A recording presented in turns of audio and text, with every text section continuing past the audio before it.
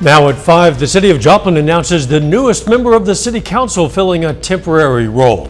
Plus, how Webb City Middle School is getting some national recognition. And McDonald County High School students get their hands dirty conducting a crayfish study. The 4 states' most watched news starts now. A study gives high marks to a Webb City school. This is KOAM News at 5. I'm Dow Quick. A report by U.S. News places Webb City Middle School in the Missouri top 50. Schools are ranked on their performance on state-required tests, graduation, and how well they prepare their students for high school.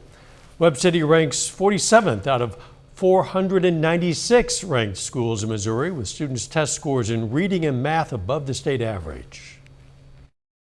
It makes me feel great. I think it's a testament to how hard our teachers work every day, to our students that are in the building, that get after it. And I think it represents our community. I think we have a great community here that supports the school system and allows us to take care of their students every day, and I just think it's great.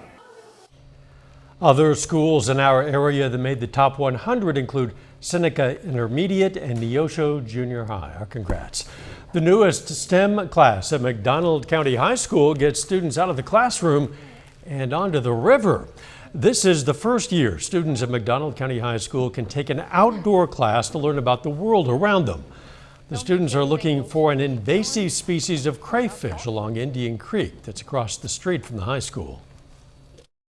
Having one that's non-native can be pretty disruptive, and other locations around the country you've got crayfish that have moved in and have altered the ecosystem to a pretty significant degree. It's a little chilly sometimes like today, but it's definitely worth it.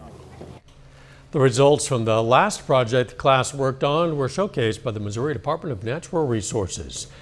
Joplin City Council has a new temporary member. Anthony Monteleone is filling the council seat of Kate Spencer, who resigned last month. Monteleone previously served on the city council for 4 years. This position is short-term. He'll hold it only until April 2nd, when voters will decide who will fill it for a full term. Council will officially swear Monteleone in at the next council meeting on December 18th. Let's check in with Chief Meteorologist Doug Heddy for a first look at the weather. Well, it turned out to be a little bit warmer outside for us today. Temperatures warming into the mid-50s, even upper 50s across the region, which is nice to see. It was chilly yesterday. 54 in Joplin, Pittsburgh sitting at 53, pretty much dry across the area. 53 in Lamar, 55 Anderson, 58 in Miami. Parsons is sitting at 54 degrees, but the winds have kind of picked up a bit once again throughout the afternoon hours. We've had south winds at about 5 to 15 and gusts a little higher than that over the past several hours, and these are going to continue to climb as we go through the overnight hours for us tonight. In fact, we have a wind advisory. This goes into effect tomorrow morning as the winds really get moving. So we're going to be looking at all those details here in just a bit. See you soon. Police say a suspect has been found dead as officers responded today to an active shooter in a building at the University of Nevada, Las Vegas. The Las Vegas sheriff says there is no further threat, but that multiple victims were taken to a hospital. The university first reported shots fired just before noon today. Police in 2 Texas cities want to know what prompted a day-long series of attacks in multiple locations that left at least 6 people dead and 3 others injured. So far, investigators believe only one person was responsible. Reporter Janet Shamlian has the latest from Austin. Texas authorities say the violence started with a shooting Tuesday morning near a high school in Austin. One of our officers called out, sergeants called out that he was taking gunfire from an individual. The officer was struck. He was struck in the leg. The school immediately went into lockdown. Police say the officer is expected to recover. A little more than an hour later, investigators say a man and woman were found dead inside an Austin home. It's just like, you always hear about it. right? And then to happen down the street from you, it's kind of nerve-wracking.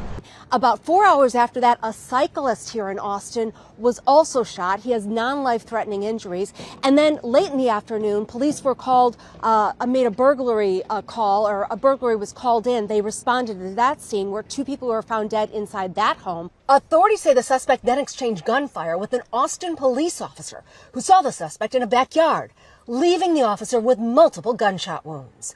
The suspect, identified as 34-year-old Shane James, was arrested after crashing his car during a chase. It was then that police linked the suspect to a pair of killings near San Antonio, believed to have happened before the attacks in Austin. Pretty shocking for this area over here. I've never seen anything like this. I want to emphasize that APD and other law enforcement did not determine that these incidents were connected until the last incident occurred. The suspect is charged with capital murder in some of the cases. Police have not disclosed what relationship he may have had to any of the victims. Janet Shamlian, CBS News, Austin. The Bexar County Sheriff says the suspect's parents were the 2 victims in the San Antonio area. He said law enforcement was familiar with the suspect, who had been charged in the past with assaulting his parents and a sibling. The 4th Republican presidential primary debate is tonight. It'll feature 4 candidates: Vivek Ramaswamy, Chris Christie, Nikki Haley, and Ron DeSantis. GOP frontrunner former President Donald Trump will skip the debate, as he has the previous 3. The Iowa caucus kicks off primary voting in just 40 days. Former House Speaker Kevin McCarthy is calling it quits. In a Wall Street Journal op-ed, the California Republican announced he's resigning from Congress at the end of the year. McCarthy was first elected to Congress in 2007. McCarthy says he'll stay involved with Republican politics. Still ahead, what you can do now to save money later. With 2024 just around the corner, it's time to make some money moves now. I'm CBS News business analyst Jill Schlesinger with tax tips that can help you save in the new year. And next in Health Watch, the CDC makes an end-of-year push for people to get vaccinated against the flu. Topping today's Health Watch, slow and steady might be best for overweight people who also have knee or hip osteoarthritis and are on weight loss medication. New research shows for this group, slow to moderate weight loss cut their risk of death by nearly a third.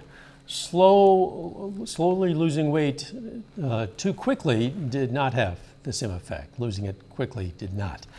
Electrical brain stimulation might boost cognitive function in people with Alzheimer's disease. That's according to a new study published in General Psychiatry. The researchers believe the electrical stimulation might help the formation of new neural networks in the brain. Their study looked at 140 patients with mild to moderate Alzheimer's. It's National Influenza Vaccination Week.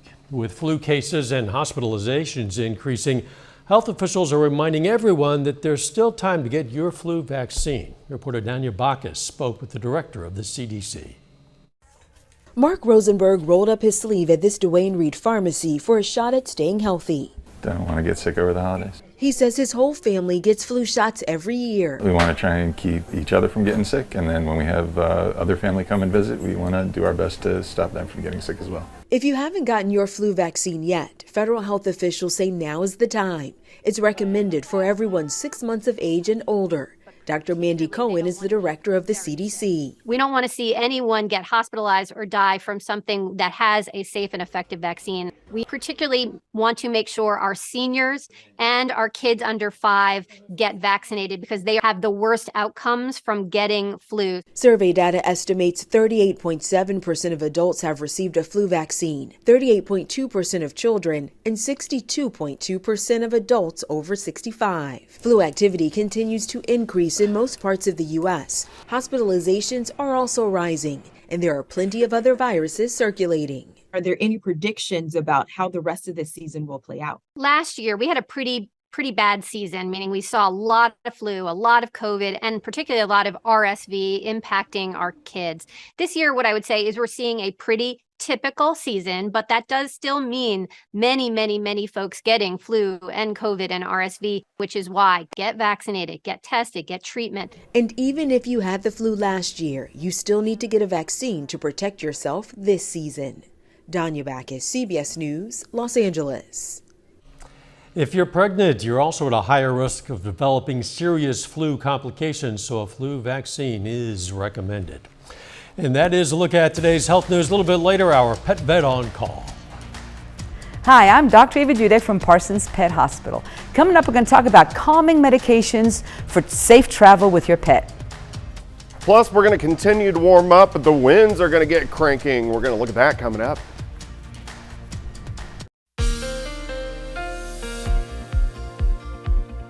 It's definitely been a little bit warmer for us today, and also the winds have been picking up over the past several hours, but temperatures almost 10 degrees warmer than what we saw yesterday. Pretty much clear skies out there right now. It looks good.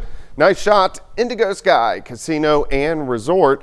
Of course, Indigo is just outside of Seneca, Missouri. Wind advisory. This goes in effect tomorrow morning and lasts into really the overnight hours tomorrow night, but winds are going to be gusting 30, 35, 40 miles per hour at times. So super windy as we get into the daytime hours tomorrow. Right now we have those southerly winds at about 5 to 15, but we've had gusts higher than that as we've gone throughout the afternoon. We're going to continue to see that as we go through the overnight hours tonight. So look at the winds.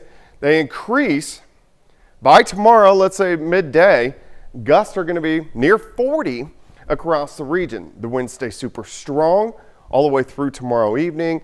And then even on Friday, not as bad, but still we're going to have winds gusting kind of 30 upwards to about 35. So watch out for that as we go through the next couple days, especially tomorrow as the winds will be the strongest. 52 in Stockton, 55 Neosho, 58 in Miami, Oswego, sitting at 54. Nice shot of the sun setting. Feels like 54, visibility's good. South winds at about 10 to 15 miles per hour. Through the evening, slide back through the 50s, 40s, but not near as cold for us tonight. We don't drop as far as what we have seen over the past couple nights. All right, looks good here. Few little clouds kind of rotating in, but overall, the Central Plains, pretty calm. Here's our next storm system. Out across the Pacific Northwest, that system will start to affect us on Friday as it starts to dig in to the western parts of the Rockies. But it's going to be an interesting one. Let's go through time. Most of the energy, watch this, it splits apart. So we have a chunk that goes across the northern plains and then a chunk out across the central parts of the Rockies. So it takes most of the energy up through parts of Minnesota, and then by the weekend, the energy will shift south of us. So most of the energy kind of splits around us. So we're not going to see a whole bunch from it.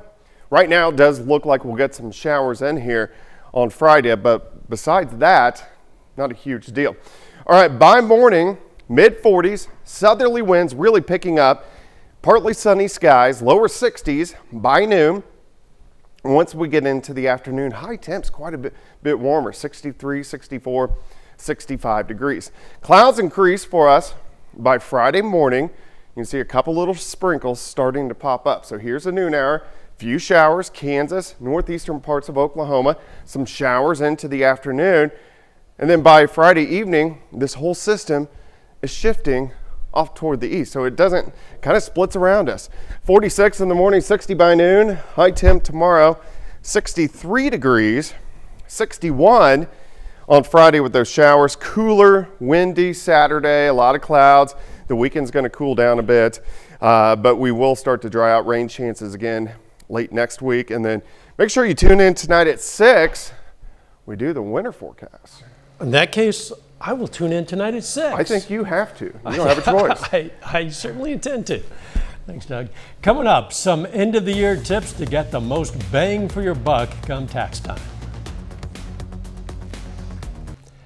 Topping today's Consumer Watch, the top 1% of American earners now control more wealth than the nation's entire middle class. That's according to Federal Reserve statistics through the first half of the year. It amounts to $38.7 trillion split among America's wealthiest 1%. That includes billionaires Jeff Bezos and Elon Musk, but also many multimillionaires who are low profile. Taxes aren't due until April, but it's a good idea to start thinking about your returns right now. CBS News business analyst Jill Schlesinger explains why. With just a few weeks to go before the end of 2023, it's time to make smart money moves right now. Start by using the IRS's withholding estimator to see if you had enough money set aside to pay your tax bill in April. If not, notify your payroll department to increase your withholding through the end of the year. If you're not working or self-employed, you may want to make an estimated tax payment to reduce or eliminate potential tax penalties. Consider maximizing your pre-tax retirement plan contributions before the end of the year. You'll reduce your tax bill and save for the future. And if your adjusted gross income is $36,500 or less, or $73,000 if married, your retirement contribution might qualify for the Savers Credit. It can be worth up to $2,000 for individuals and $4,000 for couples. Finally, some seniors need to think about required minimum distributions, or RMDs. If you are age 72 or older and have contributed to a pre-tax retirement account, like an IRA, the government requires that you take out a certain amount of money every year. Failure to do so may result in a 50% penalty on the amount you should have withdrawn. If you have multiple IRAs, you only need to take one RMD based on your age and the total value of the accounts. In New York, I'm CBS News business analyst Jill Schlesinger. Americans bought an estimated 1 million fully electric vehicles in 2023. That's the first time that many EVs have ever been sold in this country in a single year. The estimate was confirmed by Cox Automotive, which closely tracks U.S. auto sales. The increase was driven in large part by the increased variety of EV models available. U.S. crude oil prices tumbled below $70 a barrel for the first time since July. That bodes well for you and me, consumers, who could see gas prices fall even more. The national average price for regular gas dipped to $3.22 a gallon, according to AAA, lower around here. It's an 11-month low. Analysts are attributing the oil sell-off to concerns about soft demand from China and record-setting supply from the U.S. Our Pet Vet on Call next.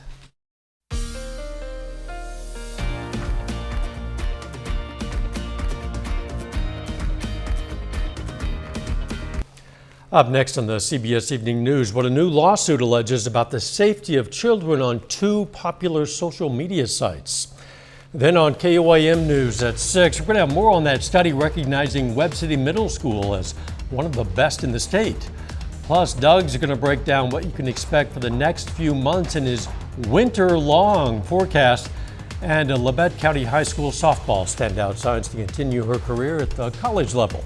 Stay with us for the CBS Evening News and then KOAM News at 6. A whole lot of us are going to hit the road for the holidays, and of course, we don't want to leave our four-legged family members behind. Well, today's question for our Pet Vet on Call: what's the best way to keep a pet calm during a long car trip? You know, my first line of defense is almost never drugs, but I have been there. And so this instance, I strongly recommend mind-altering substances. There are a lot of sedatives and tranquilizers, both natural and pharmaceutical, that you can get from your veterinarian that will allow your pet to sleep maybe for the whole trip, and you'll both arrive with a rested pet and most of your sanity. Here we invite questions from anyone. If you have a question, you just send it to petvet@koamtv.com. Dr. Eva Dudek from the Parsons Pet Hospital answers a different question or brings us a fun fact every Wednesday right here on KOAM News at 5. You can also find answers to previous questions on our website. Want to check that out? All right, let's check out our picks of the litter for the week from the Joplin Humane Society. First, we have Piglet, a young female short-haired cat.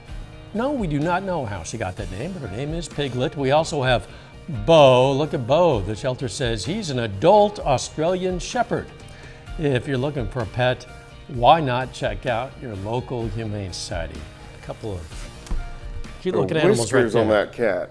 Yeah. They were like way out there. Which is completely unlike a piglet, I would say. It's true. It's very true. But yeah, cute cat.